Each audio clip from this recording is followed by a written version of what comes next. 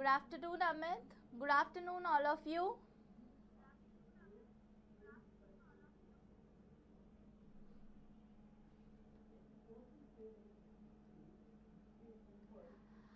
Okay, so today we will give some time for question and answer. So in that particular time, you can ask me all the questions that you have, all the doubts that you have, and then we will proceed with our actual topic. Okay, so कल जो कुछ भी हमने study किया था या जो हमने स्टार्ट किया उसके रिगार्डिंग या ओवरऑल सेट पेपर 1 या यूजीसी नेट पेपर 1 को लेके आपके कोई भी डाउट्स है तो वो आज हम पहले सॉल्व करेंगे. Okay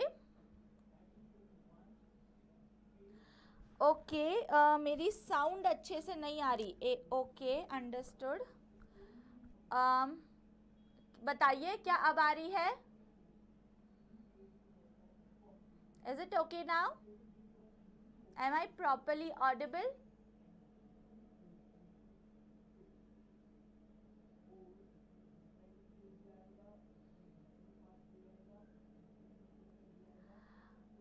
Yes. Good afternoon, Monali. Good afternoon, Nikhil. Hello, Nikhil. Okay, great. So आज I will give you time for questions to ask. So पहले हम सारे questions ले लेंगे so that बीच बीच में interruption नहीं हो.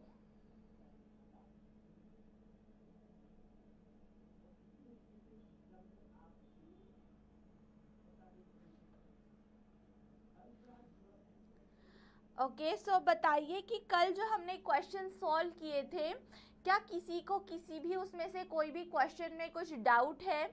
Anybody wants to ask me anything regarding it?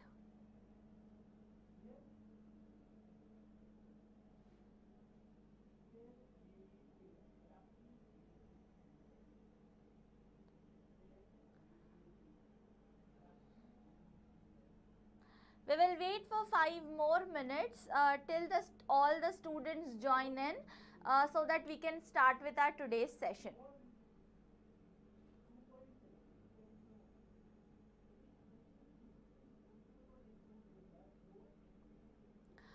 सो कल के सेशन में आपने देखा होगा कि जब हम सॉल्व कर रहे थे क्वेश्चन एंड आंसर्स को तब जो सेट का जो आस्किंग क्वेश्चन का जो लेवल था या जो पैटर्न था क्वेश्चंस पूछने का that was somewhere different from the UGC NET. So उतना ही डिफरेंस आता है यूजीसी नेट पेपर 1 और सेट पेपर 1 में कि आपका लेवल बस थोड़ा ऊपर नीचे हो जाता है. अदरवाइज जो सिलेबस है वो सेम होता है. बस हायर एजुकेशन में या आईसीटी में इन टाइप के जो सब्जेक्ट है आपके जो टॉपिक्स है उसमें आपको जो क्वेश्चंस आते हैं वो उसका लेवल ऊपर नीचे हो जाता है. जैसे मान लो हायर एजुकेशन पे जो क्वेश्चंस आते हैं मोस्ट प्रोबेबली वो सेट में स्टेट लेवल बेस्ड होते हैं. Most probably not all the questions लेकिन most probably state based questions होते हैं. एंड जो आपका यूजीसी नेट पेपर 1 है उसमें नेशनल लेवल के सारे क्वेश्चंस पूछे जाते हैं. सो जो सेट के लिए प्रिपेयर कर रहा है you can definitely go for UGC NET paper 1-2. मतलब अगर आप साइंस बैकग्राउंड से होगे so obviously you have to give CSIR NET. लेकिन जो आर्ट्स बैकग्राउंड से है या जो कॉमर्स बैकग्राउंड से स्टूडेंट्स हैं you can definitely go for UGC NET 2. Okay so आप देख सकते हैं कि सिलेबस में तो कोई डिफरेंस नहीं होता लेकिन क्वेश्चन पूछने के तरीके में भी आप देखोगे कि ज़्यादा डिफरेंस नहीं है. It is almost the same. Okay so Amit is asking ma'am set के लिए सिर्फ क्वेश्चन करेंगे पेपर 1 में तो सफिशिएंट होगा क्या? नो अमित सिर्फ क्वेश्चंस करके सफिशिएंट नहीं होगा. जैसे मान लो कि टीचिंग एप्टीट्यूड है देन रीडिंग कॉम्प्रिहेंशन है या कम्युनिकेशन है. इन 3 यूनिट्स के लिए सिर्फ अगर आप क्वेश्चंस करोगे तो that is enough no doubt. लेकिन जो रिसर्च एप्टीट्यूड है, एनवायरमेंट एंड हायर एजुकेशन का टॉपिक है, आईसीटी है, मैथमेटिकल के जो क्वेश्चंस है, लॉजिकल रीजनिंग है, डेटा इंटरप्रिटेशन है, इन सारे टॉपिक्स के लिए आपको कॉन्सेप्ट समझना भी उतना ही इम्पॉर्टेंट है। जैसे अगर रिसर्च एप्टीट्यूड की अगर हम बात करें तो रिसर्च एप्टीट्यूड में इतने सारी चीज़ें हैं, इतनी उसमें चीज़ें आती हैं कि which you don't know about it. So वो आपको पता होनी ही चाहिए before going for your exams. Okay, so सिर्फ क्वेश्चन करके आपको वो चीज़ें पता नहीं चलेंगी, उसके लिए आपको कॉन्सेप्ट नॉलेज होना भी उतना ही ज़रूरी है। Okay, yes, good afternoon Pragya. Aditi is asking ma'am इस सेशन में टॉपिक्स नहीं होगा, ओनली क्वेश्चंस। यस अदिति, हम सिर्फ क्वेश्चंस प्रैक्टिस करने वाले हैं, क्योंकि जो टॉपिक एक्सप्लेनेशन जो हमारा है वो मैंने ऑलरेडी करवाया हुआ है। सो अगर आप मेरे प्रीवियस लेक्चर्स देखोगे तो you will understand that I have already covered most of the topics. जैसे मैंने टीचिंग एप्टीट्यूड तो कवर किया हुआ है, उसका हर एक टॉपिक मैंने डिटेल में डिस्कस किया है, वो लेक्चर्स आप देख सकते हो।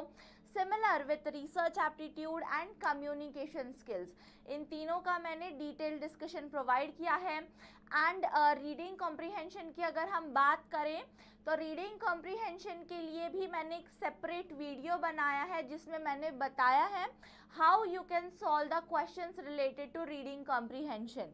Okay, so you can go and watch that, so जिससे आपको बेटर क्लैरिटी मिलेगी कि किस तरह से आपको इन सारे टॉपिक्स को स्टडी करना है। एंड ये हम सिर्फ रिवीजन कर रहे हैं। इन लेक्चर्स में अगर मैं टॉपिक एक्सप्लेन करती हूँ तो आपका रिवीजन नहीं हो पाएगा। Okay, so this is the time where you need the revision, not the concept explanation. Concept तो अब आप जो पहले ऑलरेडी मैंने जो लेक्चर्स प्रोवाइड किए हैं उसके थ्रू आप कर सकते हो। Okay, you can make your own notes related to those topics. Clear? Okay, so ma'am environment and higher education ICT ये वाले टॉपिक करवा दो ना please. yes Monali, sure, we are planning to do and give you the lectures related to ICT, higher education and environmental studies too। लेकिन आप जैसे देख सकते हो we are running out of time, so कहीं ना कहीं टाइम कंस्ट्रेंट की वजह से हम वो नहीं कर पा रहे हैं। Still we are on that track, we are planning to take those topics too। Okay, yes, good afternoon Urmila. Okay ma'am, कल के एक क्वेश्चन था, कॉन्सेप्ट भी तो ज़रूरी है for students. Yes Aditi, sure, but this is the time कि जब आपको yes I will give you one thing. Okay, so जैसे अभी तो आप कल का जाने दीजिए। क्लियर? आज के लेक्चर में भी जो मैं बता रही हूँ, सो टीचिंग एप्टीट्यूड ऐसा टॉपिक है कि जिसके लिए ज़्यादा कॉन्सेप्ट समझने की ज़रूरत ही नहीं होती। with the help of the question and with the help of the options you will understand it।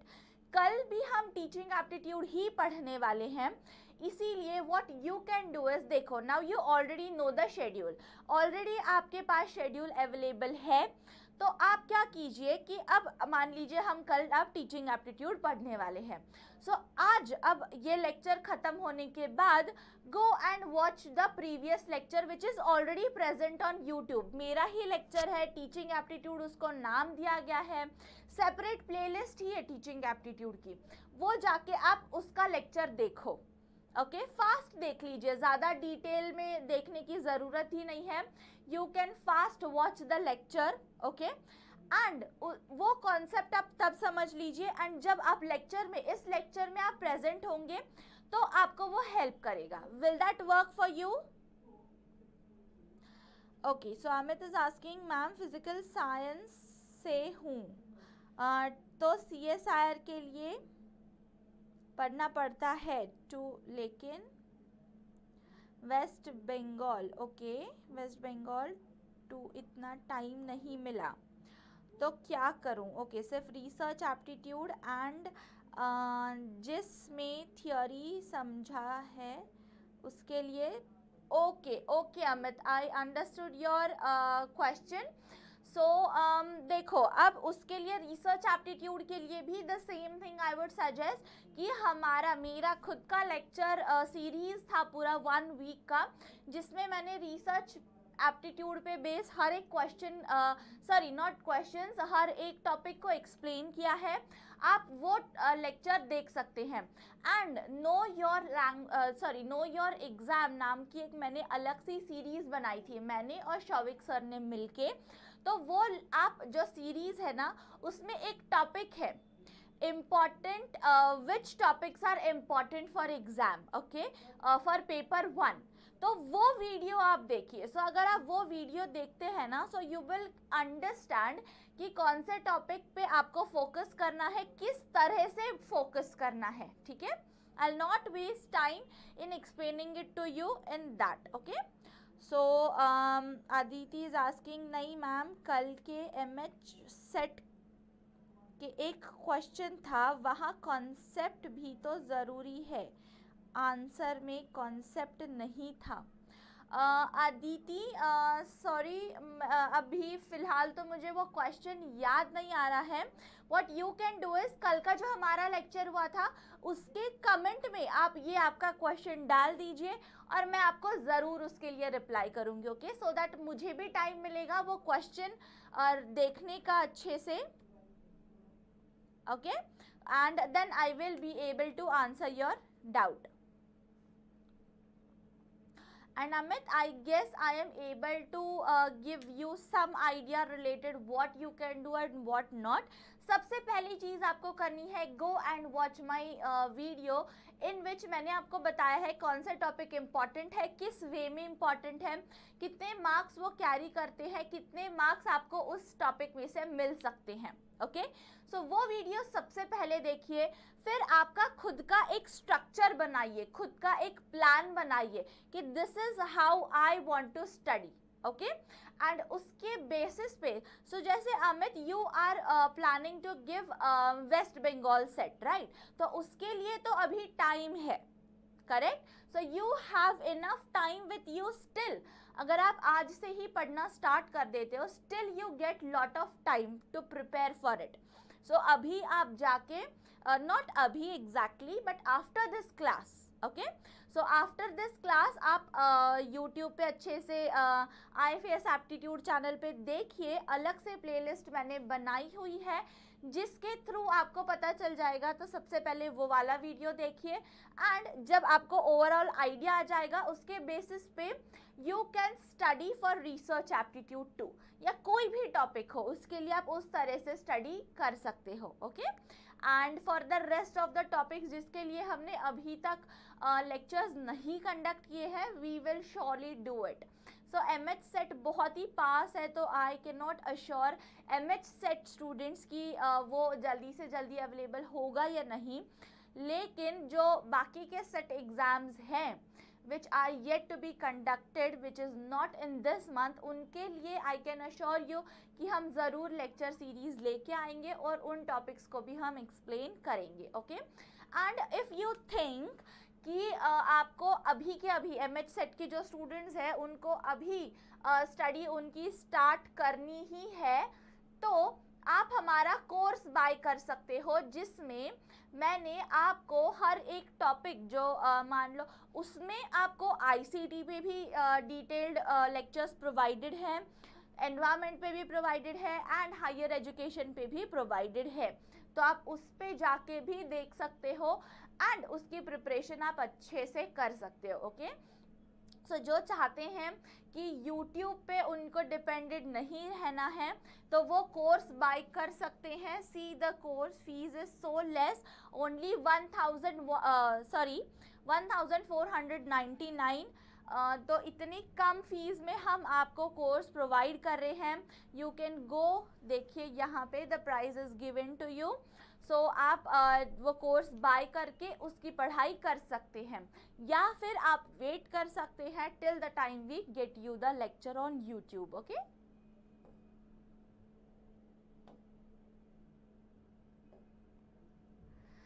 So I guess this is it. Okay, so Shivani is asking MH set कितने marks से पास हो सकते हैं? Okay Shivani, पास होने के लिए तो आपको दोनों जो आपके पेपर्स है उसको क्लियर करना इम्पॉर्टेंट होता है.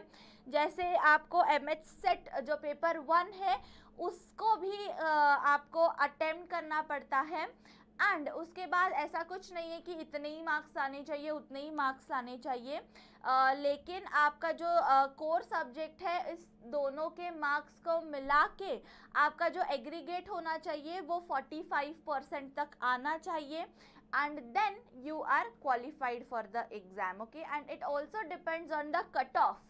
सो basically it depends on the cut off कि सिर्फ अगर आप पास होने की बात कर रहे हो तो 45% इज़ द लिमिट. लेकिन अगर आप क्रैक करना चाहते हैं MH सेट तो आपको वो कट ऑफ में फिट होना पड़ता है. अगर आप प्रीवियस ईयर के कट ऑफ्स अगर आप चेक करोगे सो यू विल अंडरस्टैंड. उसके लिए भी मैंने अलग से वीडियो बनाया हुआ है, या आप हमारे वेबसाइट पे भी जाके चेक करोगे तो वहाँ पे भी मैंने प्रॉपर एनालिसिस दिया है कि what is the cutoff for MH set, and it completely depends on the subject you are opting for. जैसे पेपर 1 में तो 60-65 marks is a decent score, no doubt about it. 60-65 marks आप आराम से ला सकते हो. एंड अगर आप हार्ड वर्क करते हैं तो 80 to 85 marks are more than enough, okay, to crack the paper. Clear? Yes. So now let's look at the questions. So देखिए आज so जहाँ पे कल हमने स्टॉप किया था वहीं से आज हम स्टार्ट करेंगे. So yesterday we did 15 questions of set exam. So आज उसके आगे के हम देखेंगे. देखिए जैसे आज का जो क्वेश्चन है it is based on the G SET मतलब गुजरात सेट पे बेस्ड ये क्वेश्चन है. गुजरात सेट पे ये पूछा गया था ये क्वेश्चन 2019 में. So which set of the following differentiate the offline with that of the online testing method. Difference कौन सा है? जैसे offline is local centred, online is central centred. Do you agree with this thing? Yes, right. So ये तो होना ही चाहिए. Okay,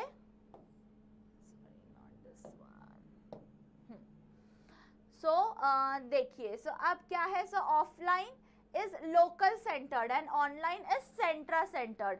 offline में क्या होता है, लोकल जो बच्चे होते हैं जो उसी शहर में उसी गांव में रह रहे हैं वही लोग वहाँ पे आ सकते हैं. ऑनलाइन में क्या बेनिफिट मिलता है आपको? इट इज सेंट्रलाइज्ड, है ना. सेंट्रलाइज मतलब ऑल ओवर द वर्ल्ड कोई भी उसे अटेंड कर सकता है बिकॉज इट इज ऑनलाइन. इसीलिए ये तो एक हो गया, दिस इज द करेक्ट. एक और, offline is non digital, online is digital. Could be. क्या ऑनलाइन, यस ऑनलाइन तो डिजिटल होता है, लेकिन क्या ऑफलाइन डिजिटल नहीं हो सकता? डेफिनेटली हो सकता है. देन ऑफलाइन मतलब ये तो रॉन्ग हो गया. Offline is subjective and online is objective. No, not at all. Internet is must for online and not a necessity for offline. देखो नॉट अ नेसेसिटी कहाँ है? नीड नहीं होती, लेकिन अगर कोई लगाना चाहे, कोई यूज करना चाहे तो वो ऑफलाइन में भी ज़रूर यूज़ कर सकते हैं. Then online usually provides instant evaluation, offline need not, है ना. मतलब 1, 4 एंड 5 मतलब 1, 4 एंड 5 कौन से हमारे सेट में दिया गया है? ऑप्शन नंबर ए में दिया है. Correct.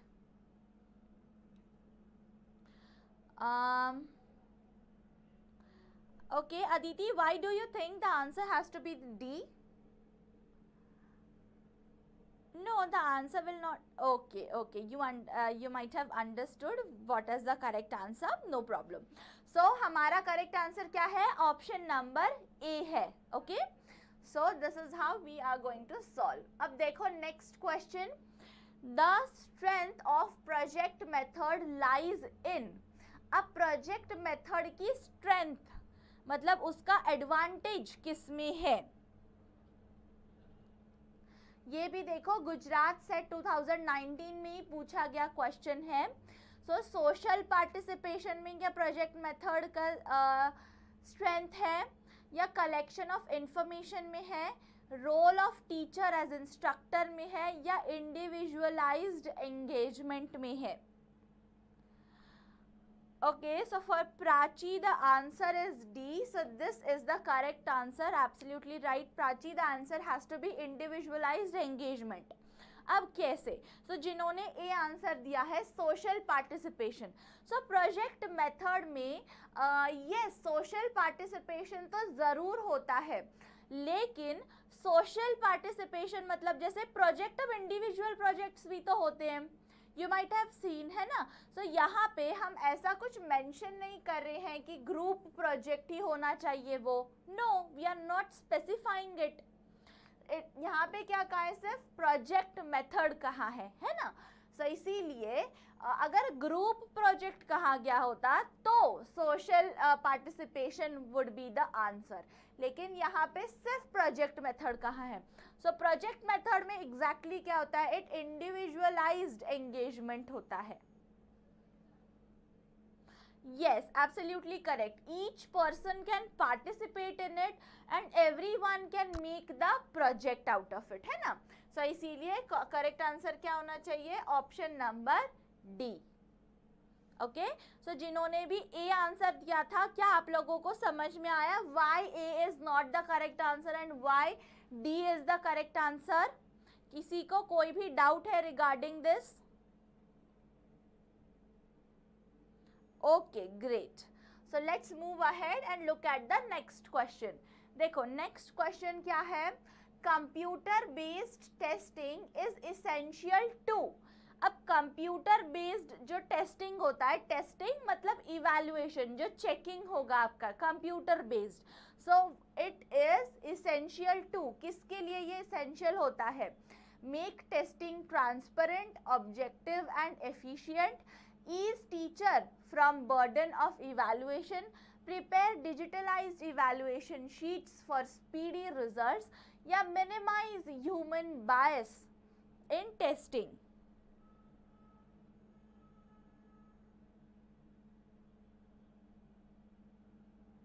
What do you think? What needs to be the correct answer? Okay, great. So जिन्होंने भी A आंसर दिया है उनका आंसर बिल्कुल सही है. Make testing transparent, objective and efficient.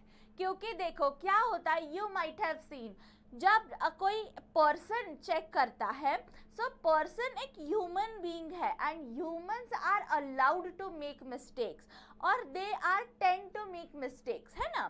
सो उसकी वजह से क्या हो जाता है, और मान लो अगर मेरा कोई मेरी बहन है, मेरा भाई है, अगर वो सेम टेस्ट दे रहे हैं, so I might be partial with them, है ना. लेकिन कंप्यूटर का भाई बहन कोई नहीं हो सकता. सो वो पार्शियल किसके साथ होंगे, नहीं हो सकते वो पार्शियल. इसीलिए कंप्यूटर बेस्ड टेस्टिंग ट्रांसपेरेंट होता है.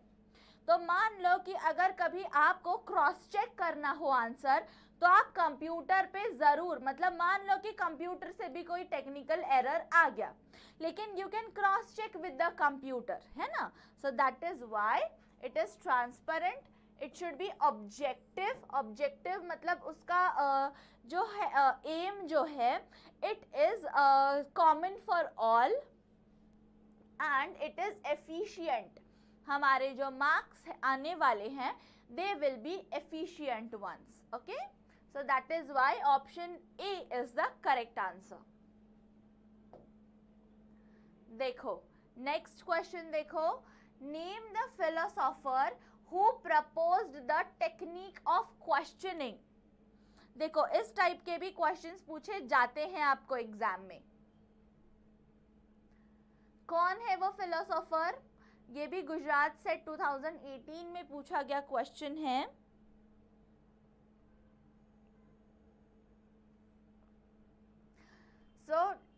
किसने प्रपोज किया था technique of questioning?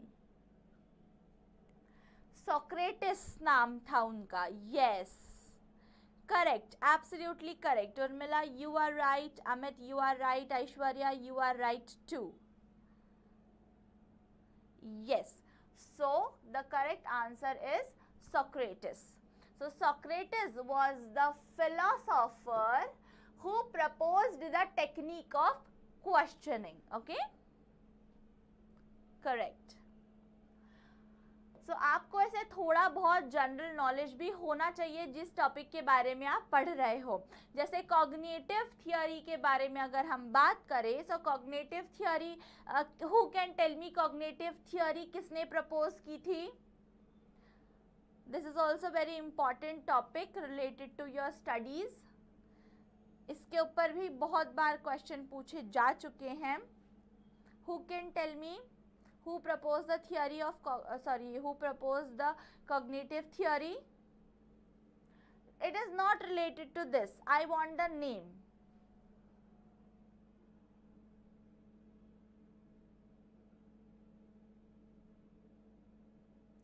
Yes, Sudha, right. It's Bloom, Benjamin Bloom. Okay, so Armstrong is also correct. So there is a difference कि आर्मस्ट्रॉन्ग का भी कंट्रीब्यूशन है इन कॉग्निटिव थियोरी, लेकिन वो क्या कंट्रीब्यूशन है आपको फाइंड आउट करना है. ये जो मेरा पिछला भी एक बार जो लेक्चर सीरीज हुई थी उसमें भी मैंने आपको बताया था कि you have to find out everything related to cognitive theory because it is most likely topic कि जो जिसके ऊपर क्वेश्चंस पूछे जाते हैं. Okay, so you can check and let me know. Okay, so now coming back to the question, what is the full form of CAI? CAI का full form क्या होता है? Computer Associated Instruction, Computer Associated Information, Computer Assisted Instruction या Computer Assisted Information.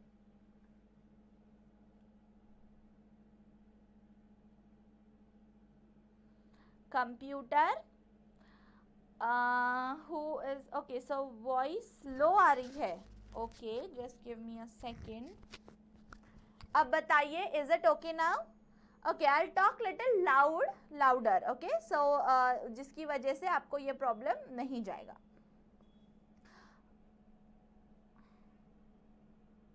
Okay, so what is the full form of CAI?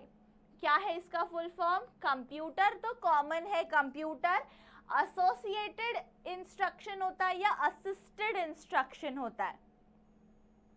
Assisted instruction होता है. So it is computer assisted instruction. Okay, next देखो, next question क्या है? It is related to the reflective level. So first of all reflective level हमारे 3 जो teaching के levels है उसमें से एक है. पहला कौन सा है? Who can tell me all the 3 levels? एक तो अब आपको पता ही चल गया है. You still have to guess the 2 and also tell me the sequence. Who can tell me the sequence? क्या सीक्वेंस होना चाहिए?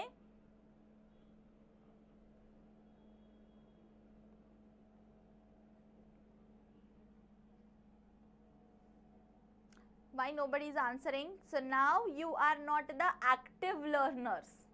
You have become the passive learners who are just listening to me and not replying to me. Yes, correct Prachi. Memory, then understanding and then reflective. Absolutely right. कौन से 3 levels है? Memory level एक होता है, understanding level एक होता है and then comes the reflective level, है ना. सो ये 3 लेवल्स है. तो उसमें से अभी इस क्वेश्चन में किसके बारे में पूछा है? रिफ्लेक्टिव लेवल के बारे में. लेट्स सी क्या पूछा है.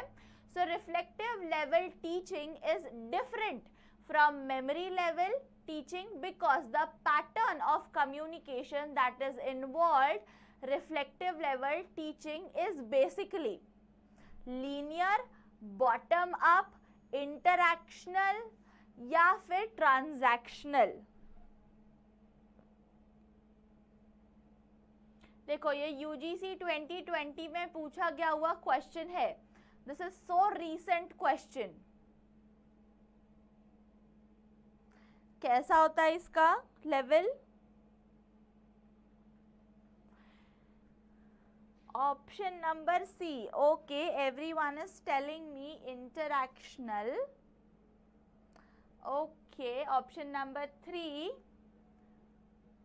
Think once again. So what is the difference between interactional and transactional? कौन बता सकता है मुझे? What do we mean by transactional? देखो, why I am expecting the answers from you, ताकि आपको क्लैरिटी मिले. प्रॉब्लम क्या हो जाती है, if I give you the answers तो सिर्फ आप सुनोगे एंड बाद में आप भूल जाओगे. लेकिन अगर आप आंसर मुझे दोगे तो अगर आपको पता होगा तो you can give me the answer. अगर कहीं कंफ्यूजन होगा so you will yourself know the correct answer. Okay okay, so Sumaya gave the answer as D. Sumaya, can you explain it to me why you think D या फिर 4 is the correct answer?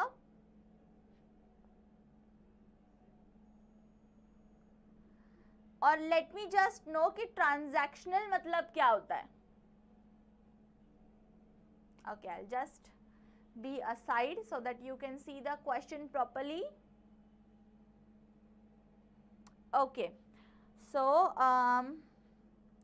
Kirti is saying, madam, I just started studying yesterday. I don't have much idea about paper 1 and I use these classes are only my source of study. Is these classes at 3:30 AM is enough to crack net? Kirti, see, so to crack your exam, these lectures won't be sufficient, okay? Because see, in all these lectures we are just doing the revision. So revision करने के लिए आपको base पता होना ज़रूरी है. So to make your base clear, to know the things, you have to at least clear your concepts, okay, which you can do from our previous lecture series, जिसमें हमने बहुत सारे topics already discuss किए हुए हैं.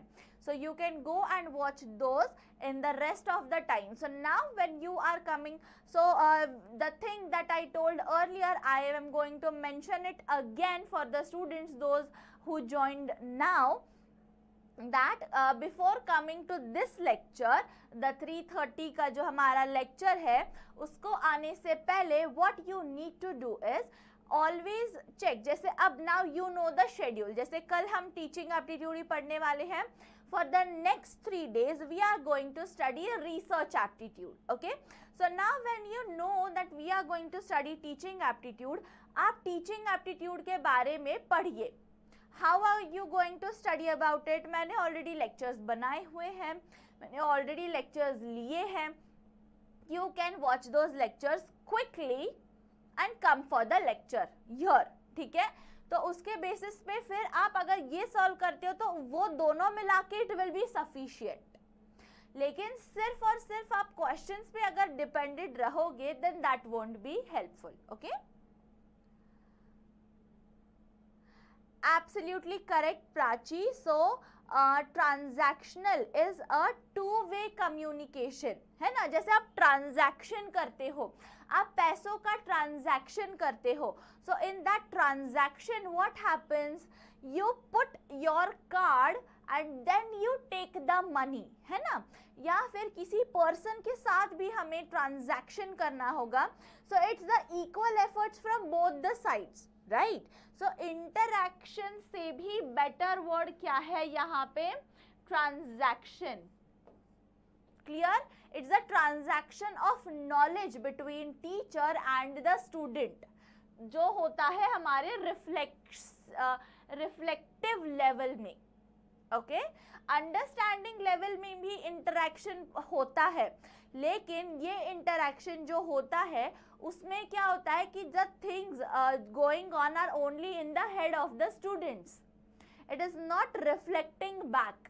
Okay, so ये चीज होती है ट्रांजैक्शनल में. Juma, yes, so YouTube lectures are already available. You can watch each and every lecture on the YouTube and prepare for it. Okay? देखो, now look at this question. Which one of the following assessment procedures is conducted during an in-progress teaching learning session? अब सबसे पहली बात तो आपको पता होना ज़रूरी है, what is summative, formative, norm referenced and criterion referenced. Okay, so who can tell me क्या है समेटिव में क्या होता है?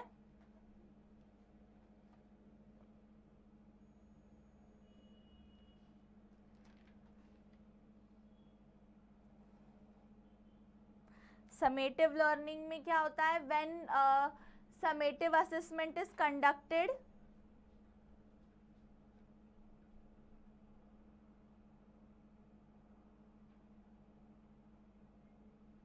तो समेटिव एग्जाम्स जो होती है, सो दीज आर बेसिकली जब आपका ओवरऑल स्टडी चेक करने के लिए होती है, जैसे आपकी एंड सेम एग्जाम, उसके बाद एनुअल एग्जाम, ये क्या होती है? समेटिव. उसका ही अपोजिट फॉर्मेटिव है, इसमें आती है ओरल एग्जाम्स, और जो ओपन बुक टेस्ट हो गई, जो फ्रीक्वेंटली कंडक्ट किए जाते हैं एग्जाम्स और थ्रू आउट द ईयर और थ्रू आउट द सेशन, तो वो होता है समेटिव. नॉर्म रेफरेंस्ड क्या होता है?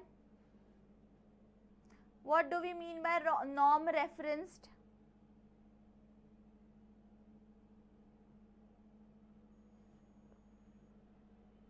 Who can tell me what is norm referenced? Does anybody know or shall I explain?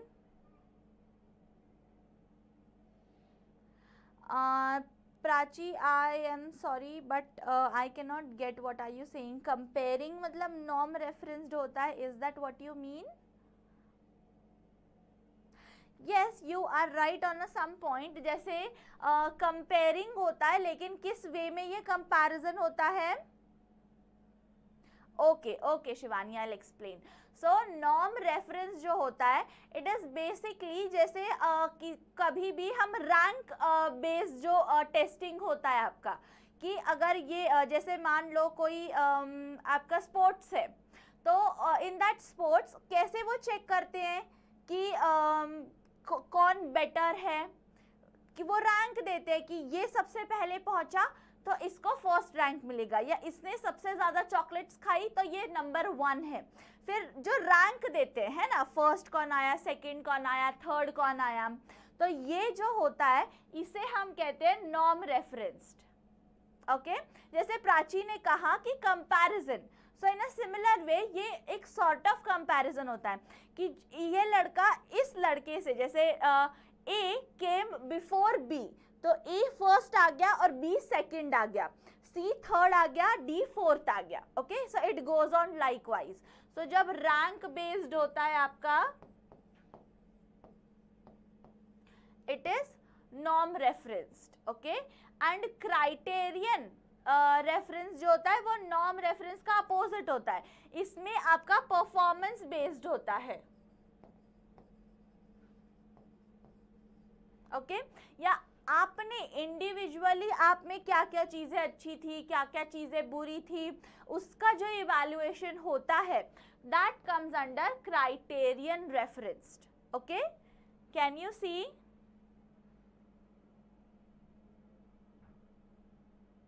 Okay, great. चलो फिर अब बताइए मुझे कि क्या आंसर होना चाहिए. Which one of the following assessment procedures is conducted during and in progress teaching learning session.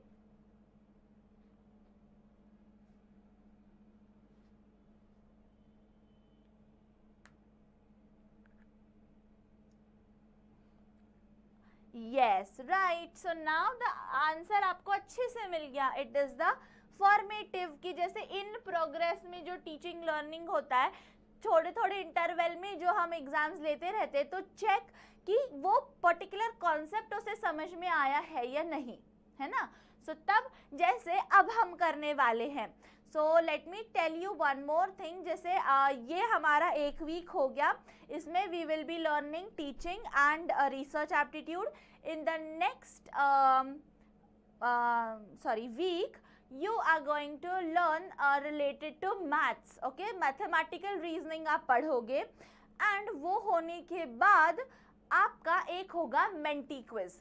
Menti quiz में हम चेक करेंगे कि क्या क्या किसको क्या क्या कितना नॉलेज मिला है एंड उसके बेसिस पे आपको प्राइजेस भी मिलेंगे.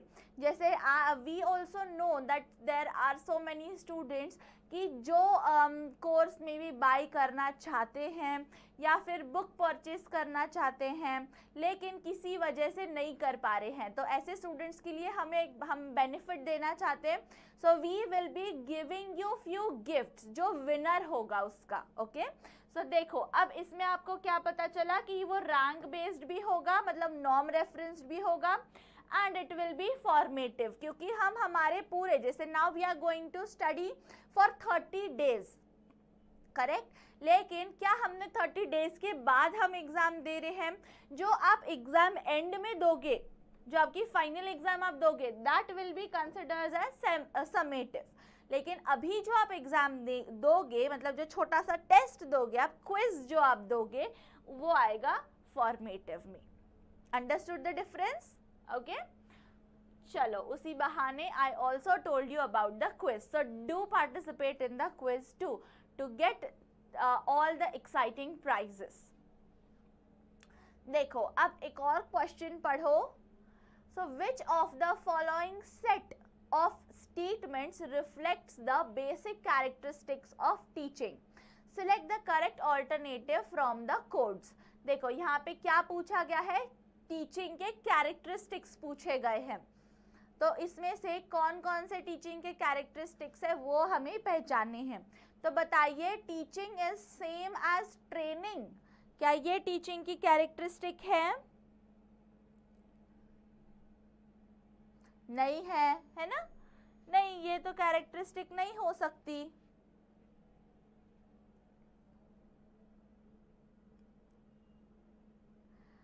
ओ मोस्ट वेलकम शिवानी. सो तो क्या ये कैरेक्टरिस्टिक हो सकती है टीचिंग की? नहीं. So there is no difference between instruction and conditioning when we teach. कैसा होता है? No, this is also not the characteristic of teaching. Then teaching is related to learning. yes, absolutely right.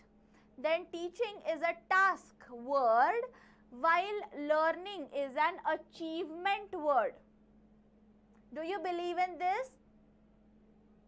कि teaching is a task word. Teaching क्या है? एक task है. And learning क्या है? एक अचीवमेंट है. सो जो कोई भी टीच करता है, सो जैसे आप अब फ्यूचर में टीचर बनोगे, सो आपका काम क्या होगा? You are giving some task, you are performing some task. And student जब लर्न करेंगे उस चीज को, तो वो क्या हो जाएगा? वो एक अचीवमेंट हो जाएगा. जैसे now currently I am performing a task to teach you something, to at least explain you something, है ना.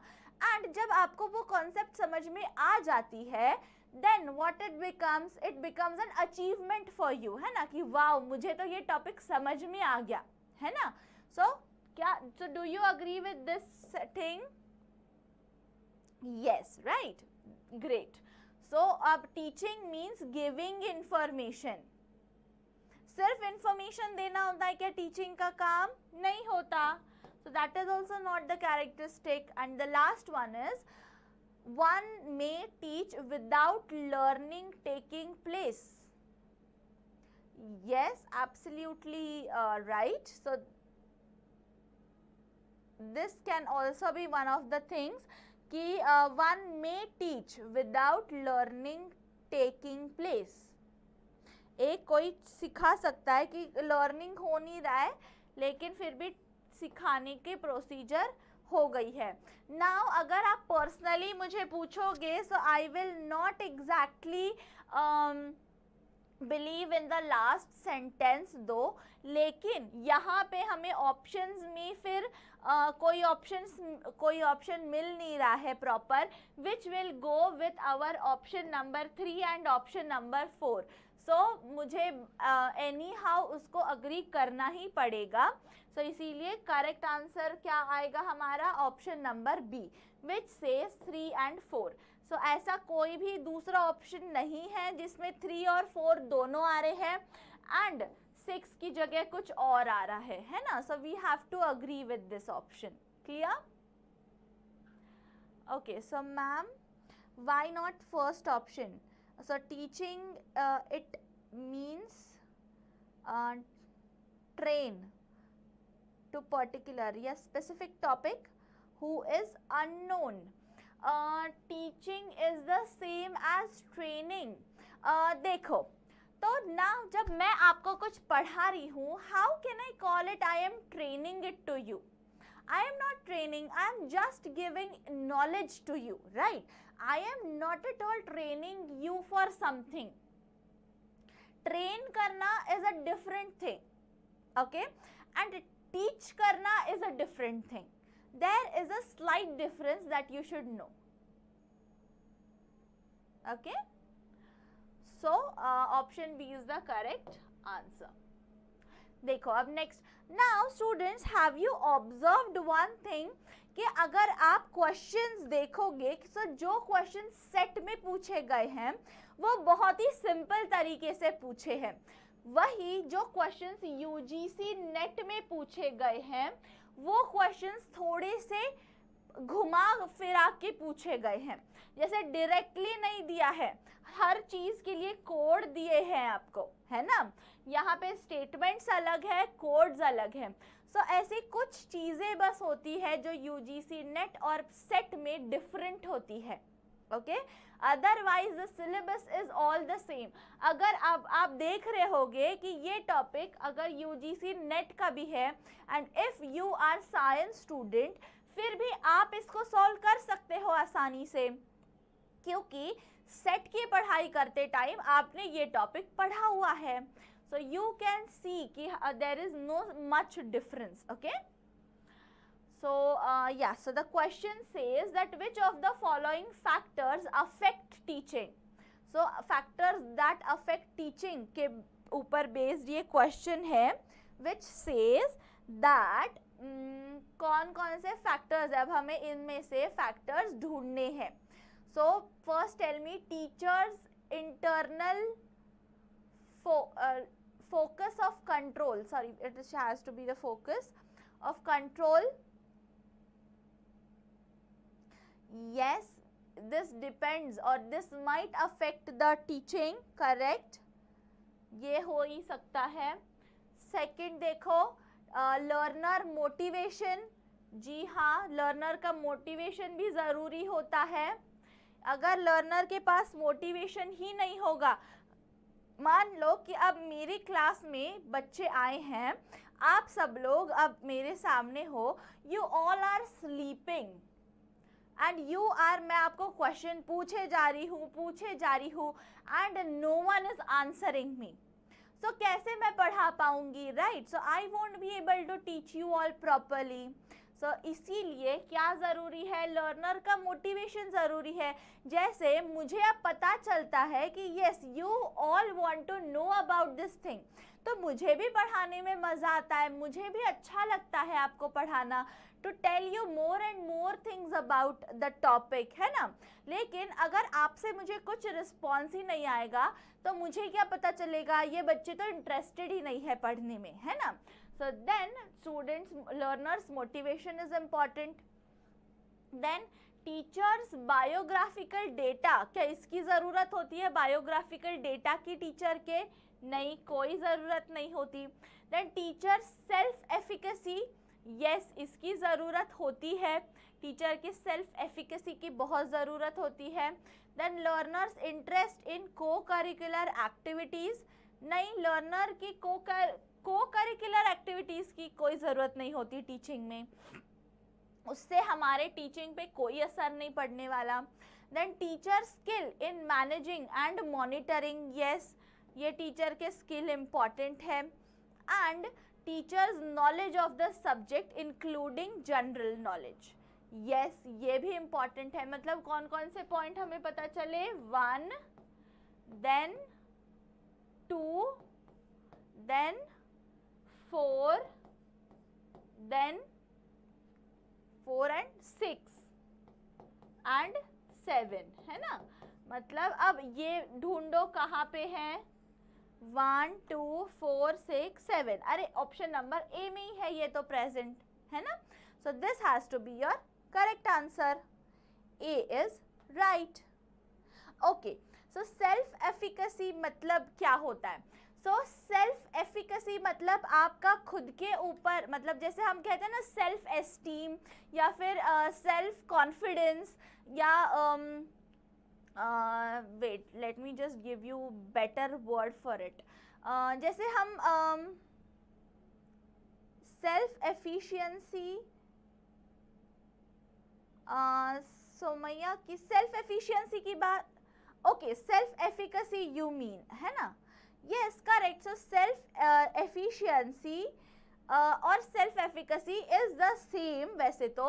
So self efficacy मतलब आपका जो भी टीचर के पास खुद को लेके जो एक कॉन्फिडेंस होना चाहिए या खुद को लेके एक रिकग्निशन जो होना चाहिए या खुद का डिसिप्लिन जो टीचर फॉलो करता है, ऐसा teacher is self efficacy. Okay, so yes, absolutely correct. So it says one's ability, right Prachi, absolutely right. So जो उसके पास जो qualities है उसको present करना या उसके पास वो skill होनी चाहिए पढ़ाने की.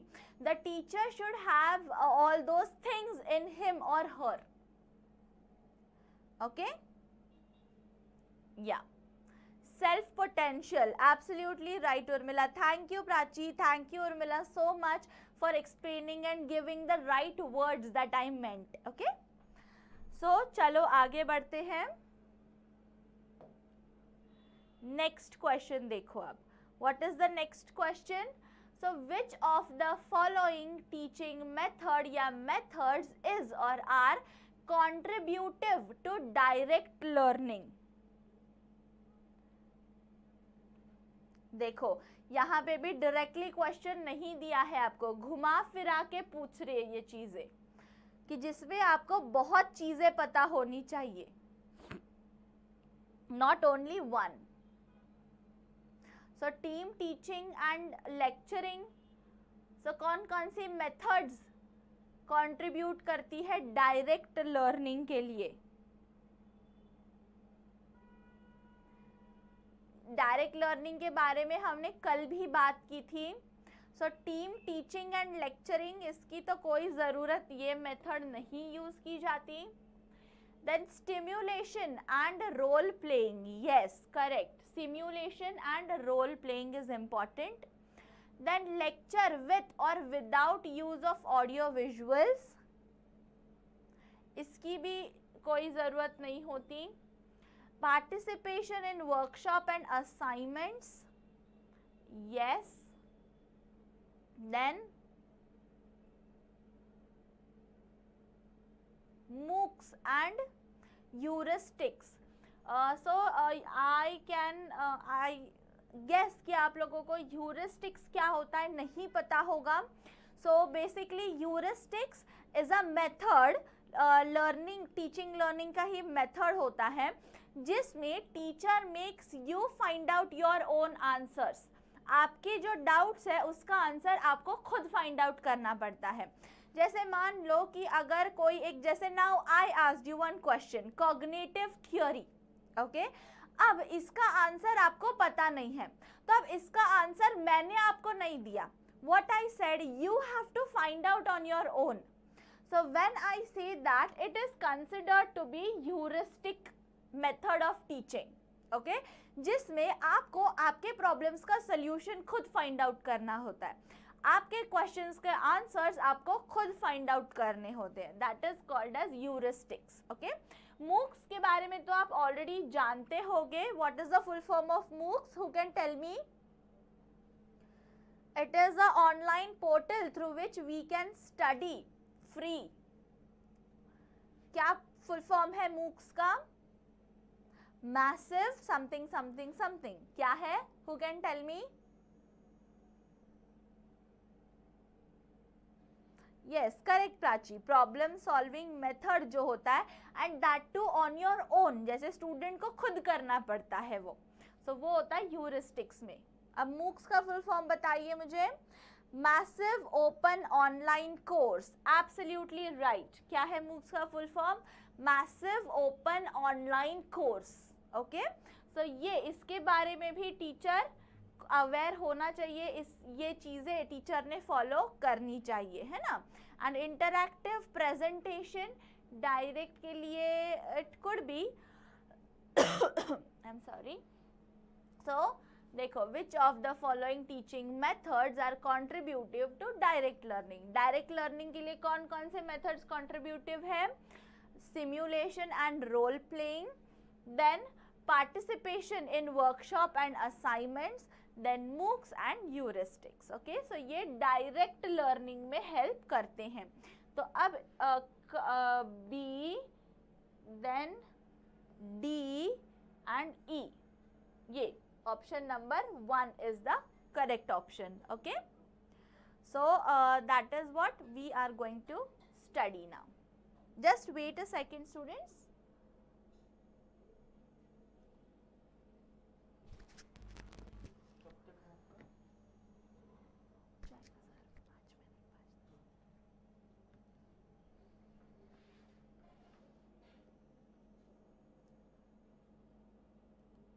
Okay. So I am back. So we will discuss 2-3 questions more. या आप बताइए, because there is one more lecture after this class. So what we will do is we will discuss 5 more questions and then we will stop. Okay. So चलो let's move ahead. Yeah.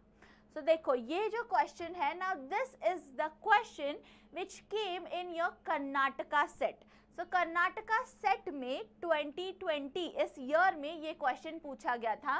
क्या है question? Which is the most efficient method of teaching?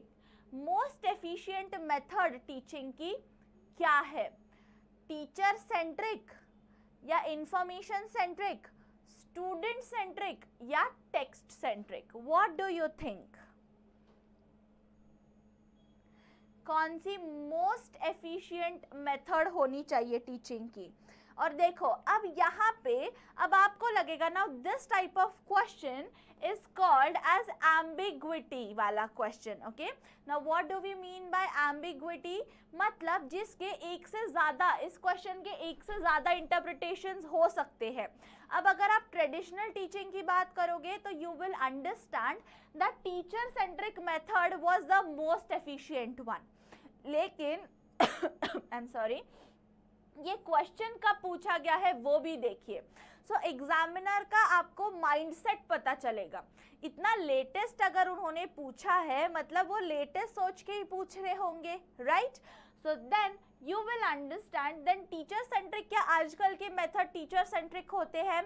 बिल्कुल भी नहीं होते। मतलब वो कैसे होते हैं? Correct, they are student centric. So वो स्टूडेंट का सोच के ये सारे के सारे लेक्चर्स किए जाते हैं, ओके। सो कौन सा करेक्ट आंसर होना चाहिए? Option number C has to be the correct answer. Yes, right. Next देखो, अब a teacher is said to be fluent in asking question if he can ask देखो अब एक टीचर को फ्लुएंट कब कहा जाता है?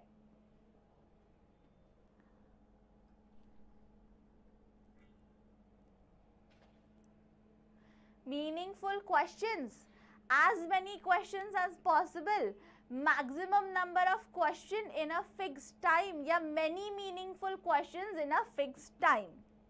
What do you think कि एक टीचर को fluent in asking question कब कहा जाता है कि the teacher is very fluent in asking questions? ये हम कब कह सकते हैं? Yes, correct. Aditi, Urmila, Prachi, you all are right. No, Shivani, B will not be the answer. So, as many questions as possible. कैसे आप कह सकते हो? देखो कि अगर मान लो मैं आपको कोई भी रैंडम क्वेश्चन पूछने लग गई कि अब मेरे पास टाइम है, मुझे क्वेश्चंस पूछने हैं, तो मैं कुछ भी क्वेश्चंस पूछ रही हूँ. आपने क्या खाया, आप कब सोए, आप कब उठे, क्या पहना है आपने, अगर ये मैं फालतू के क्वेश्चंस पूछूंगी तो उसका यूज है कुछ नहीं है. मतलब मीनिंगफुल क्वेश्चन पूछने चाहिए मुझे, है ना, एंड वो भी एक फिक्स्ड टाइम में. I should not exceed my time. जैसे मुझे कहा गया है that you have to take the lecture for 1 hour, I should be asking you the questions in that 1 hour, right? So then many meaningful questions in a fixed time. Okay, so meaningful questions तो सही है, लेकिन सिर्फ meaningful questions नहीं पूछने, in a fixed time पूछना भी important है. Okay, so कौन सा करेक्ट आंसर हुआ हमारा? Option number D is the correct answer. Next देखो अब, that lecture method is least effective in the learning of the following. देखो लेक्चर मेथड इसमें से क्या लर्न करने के लिए लीस्ट इंपॉर्टेंट है? अब देखो, अब इफेक्टिव पे हम फोकस कर देते हैं. जैसे मैंने आपको कल भी बोला था, किस पे फोकस करना है? इन चीजों को इग्नोर नहीं करना है आपको. सो आप बताइए, lecture method is least effective in the learning of the following. क्या लर्न करने में लेक्चर मेथड लीस्ट इफेक्टिव होता है, या लेक्चर मेथड में इसमें से कौन सी चीज लीस्ट इम्पॉर्टेंट होती है?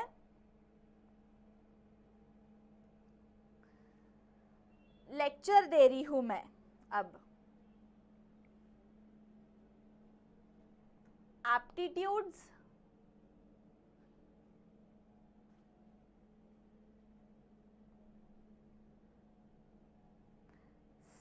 Skill, correct Shivani, you are right. So yes, Vishnu, you are right too. Urmila, you are also right. So see, relationships नहीं. So lecture method is least effective in the learning of the skills. Okay, skills अगर आपको learn करने होंगे तो उसमें lecture method दे के कोई फायदा नहीं होता. ओके, तो अगर आप लेक्चर दे रहे होगे तो उसमें से स्किल्स डेवलप नहीं होंगी, उसके लिए आपको प्रैक्टिकल नॉलेज की ही जरूरत होती है. क्लियर? नेक्स्ट देखो अब, Which of the following techniques used by a teacher to teach include? ये देखो, ये कर्नाटका सेट 2019 में पूछा गया क्वेश्चन है, that which of the following techniques used by a teacher to teach include? कौन कौन सी टेक्निक्स इंक्लूड होती है? Lecture, interactive lecture, group work या फिर सेल्फ स्टडी. अब टीचर की टेक्निक में कौन कौन सी चीजें इंक्लूड होती है? सेल्फ स्टडी टीचर के टीचिंग में थोड़ी इंक्लूड होता है, नहीं होता है ना. मतलब no, self study is not included. मतलब 1, 2 एंड 3. अब देखो 1, 2 एंड 3 कहाँ पे है? यस, ऑप्शन बी में है. 1, 2 एंड 3 ओनली. सेल्फ स्टडी तो स्टूडेंट खुद ब खुद करता है, उसको टीचर की जरूरत नहीं पड़ती है ना. तो ये टीचर की टेक्निक के बारे में पूछा गया है, जो जिसमें ये 3 चीजें आएंगी. Okay, so option B has to be the correct answer. अब लास्ट क्वेश्चन देखते हैं. क्या है last question? A student who seeks meaning and reasoning for what he or she learns can be classified as. Okay, so जिसमें student को meaning पता चले and reason पता चले उसके पीछे का, तो उसको हम कैसे लर्नर कहेंगे? Innovative learner, common sense learner, dynamic learner या एनालिटिक लर्नर? देखो, नाउ इनोवेटिव मतलब क्रिएटिव होता है, न्यू इनोवेशंस जो करता है, न्यू चीजों के बारे में जो सोचता है, that is the innovative learner. इसमें मीनिंग पता होने का, रीजन फाइंड आउट करने का नहीं है कुछ लेना देना। कॉमन सेंस लर्नर, वो तो कॉमन हो गया, वो तो लॉजिक बेस्ड हो गया है ना। Then dynamic learner, dynamic learner मतलब जो हर एस्पेक्ट में स्टडी करता है, जैसे ऑलराउंडर हम कहते हैं, वैसे डायनामिक होता है। ओके, एंड एनालिटिकल लर्नर मतलब होता है कि जो एनालिसिस करता है, जो अंडरस्टैंड करता है चीजों को। Yes, absolutely right. So answer D has to be the correct answer, क्योंकि मीनिंग वो क्या करेगा? मीनिंग ढूंढेगा एंड रीजंस ढूंढेगा, है ना।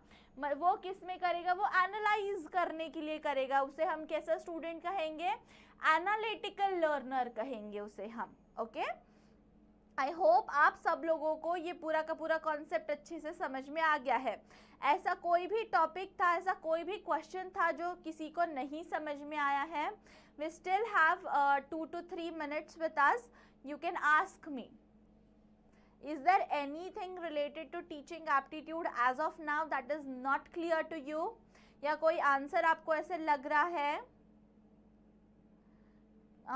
Aditi, I'm sorry, I'm not able to get your point.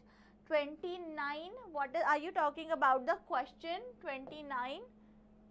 Okay, 29 question का क्या कहना चाहते हो आप? Question में attitude and relationships, please explain. Okay, so okay, कहाँ गया question? Yeah, 28th question was it. So यहाँ पे एटीट्यूड एंड रिलेशन, एटीट्यूड मतलब आपका way of thinking, okay, what is your opinion related to that particular thing. जैसे अगर मैं कहूँगी कि अगर आप मान लो कि you are not at all focused on paper 1 या फिर जनरल एप्टीट्यूड, ओके, सो मैं क्या कहूँगी कि आपका एटीट्यूड नहीं है जनरल एप्टीट्यूड को लेके कुछ भी, मतलब you are not at all aware of general aptitude, okay, or you are not thinking in that particular way which you should think, so that is your attitude for that, मतलब the lookout कहते हैं ना हम, आपका lookout क्या है, okay, so वो आएगा आपके attitudes में। And relationships is the common, कि आपका किसी और के साथ जो रिलेशन होता है वो। सो इन चीज़ों के लिए, इन तीनों चीज़ों के लिए हम लेक्चर दे के बात कर सकते हैं या उनको सुधार सकते हैं या उसमें चेंजेस ला सकते हैं। लेकिन अगर हम स्किल की बात करें तो उसमें लेक्चर मेथड काम में नहीं आता, क्योंकि सिर्फ मैं आपको लेक्चर देती रहूंगी तो आपके स्किल्स डेवलप नहीं होंगे। Okay,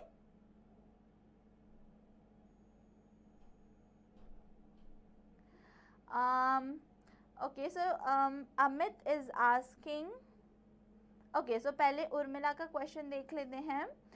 next session will be on research aptitude.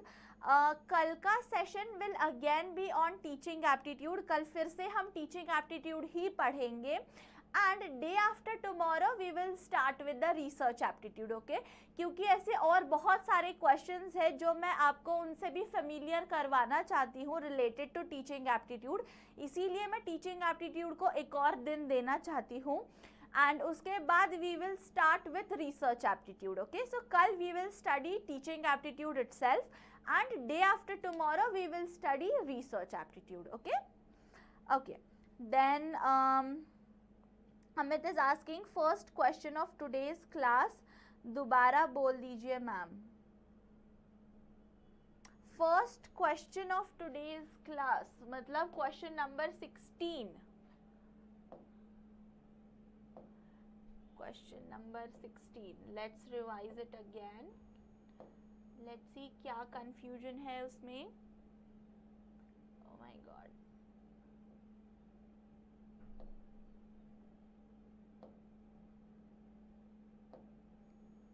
Okay, so question number 16.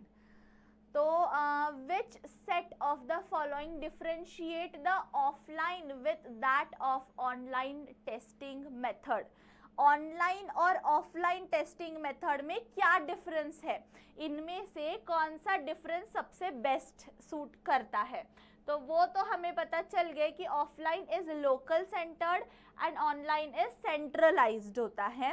दूसरा होता है कि internet is must for online and not a necessity for offline.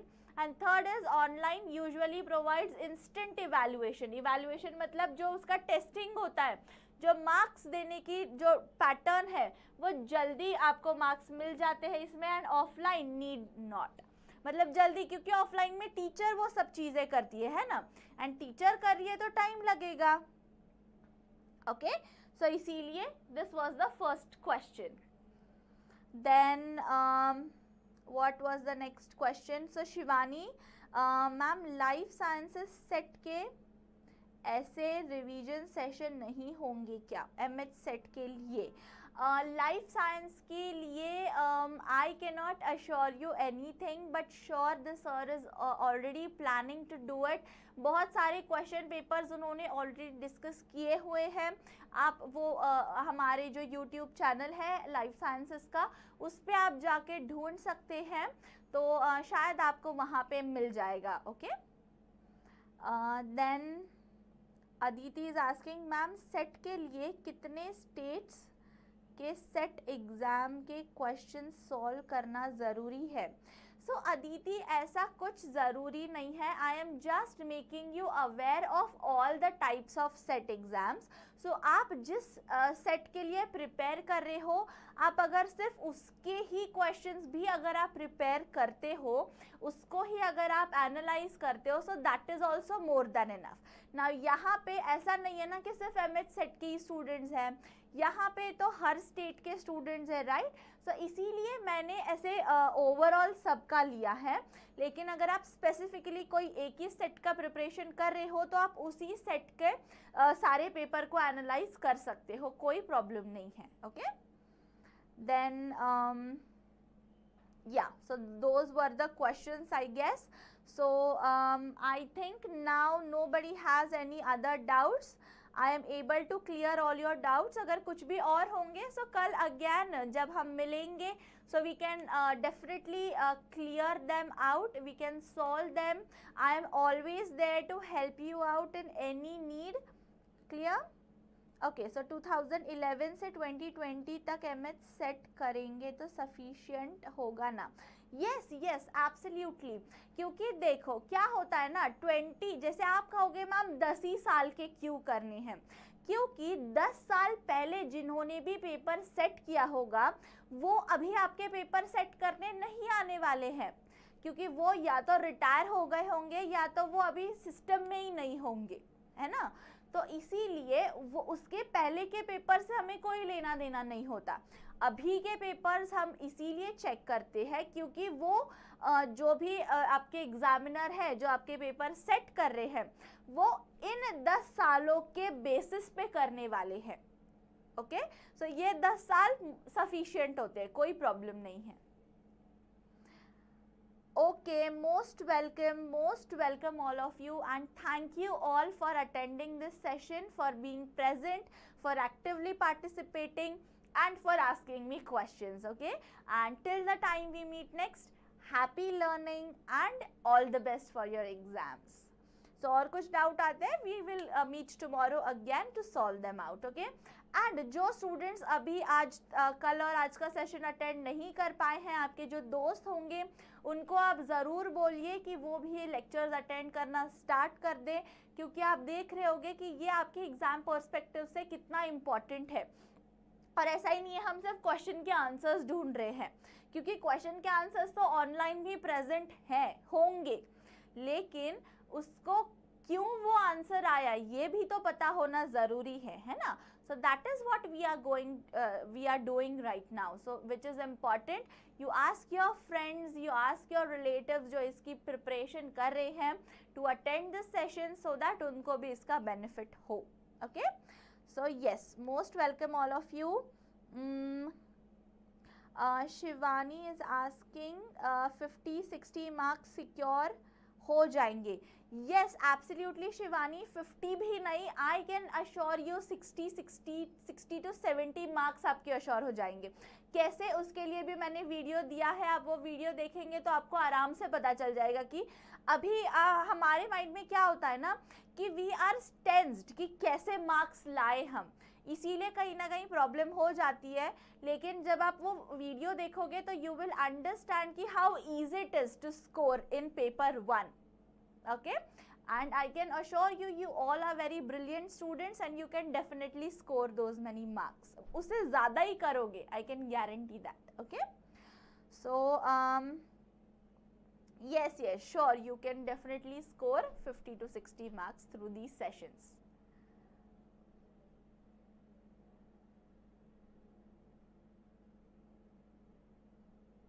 Okay, most welcome Shivani, I am always there to help you out. आप कभी भी पूछिए, कुछ भी पूछ सकते हो, कोई प्रॉब्लम नहीं है. एंड आई एम ऐसे बिल्कुल मत सोचना कि दिस क्वेश्चन इज सिली और how can I ask this. No, you can ask me anything. Okay, so let's end the session for today and let's meet tomorrow at the same time at 3:30 p.m. okay, chalo, bye all of you, have a very great day ahead.